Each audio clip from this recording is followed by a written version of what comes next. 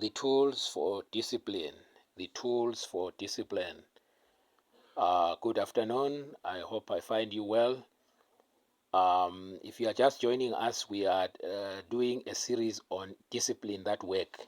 Discipline that work. We started by defining what discipline is, the aim of discipline, and we also looked at how you can discipline a child, right? And now we're looking at tools for discipline, right? The first tool that I want to discuss is verbal correction.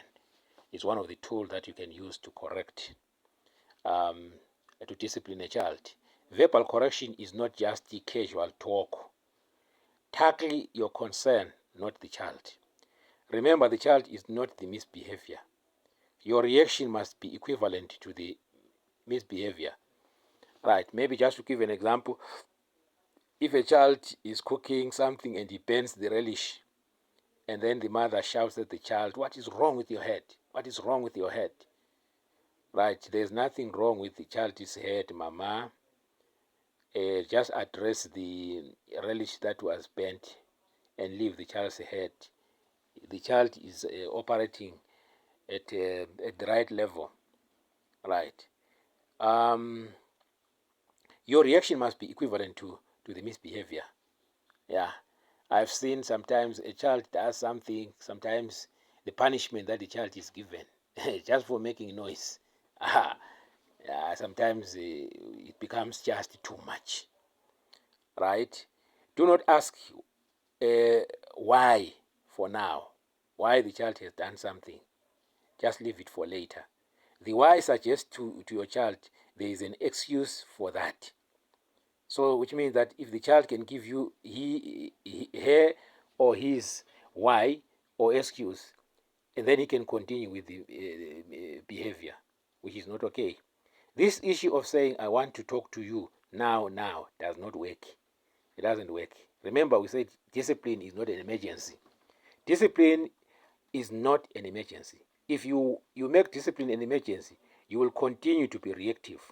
Remember, an upset child does not listen to you. This tell me now. Why did you do it? If you don't tell me, I will.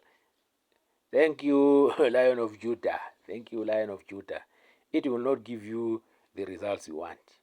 When the child is upset, don't use verbal correction as a tool. There are times you use silence. Provide the why to the child later. The second tool is emotional coaching. A child who cannot put her emotions together will continue to misbehave. You must work on yourself too, as a parent or as a teacher. You cannot give what you don't have. Know your emotion triggers.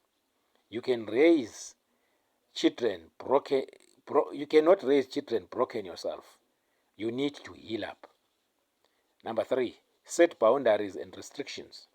You cannot set boundaries and restrictions without teaching. Disciplining a child without teaching is an error, ladies and gentlemen. Children learn by seeing, but at the same time, we must be intentional in teaching. Teach the child why he cannot experiment with cars. If you don't, the child will experiment. When setting boundaries, tell them why you are setting those boundaries. If your child cannot be disciplined when you are not there, then your child, your discipline is a fake. Explain why watching television is not okay. This generation is a why generation. Go and do this why, come here why.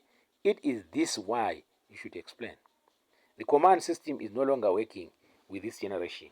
Involve them in setting boundaries and rules. If you are a good teacher, before you make the classroom rules, you involve them. Let the classroom rules come from them. You discuss them before you write them down. Right, the number 4 tool is silence. Choosing to look and say nothing can convey a wealth of meaning and emotions. By simply looking at a child without speaking, you allow them the space to reflect on their actions. This can lead to self-awareness and understanding of their behavior without the pressure of immediate verbal confrontation. Sometimes words can escalate a situation.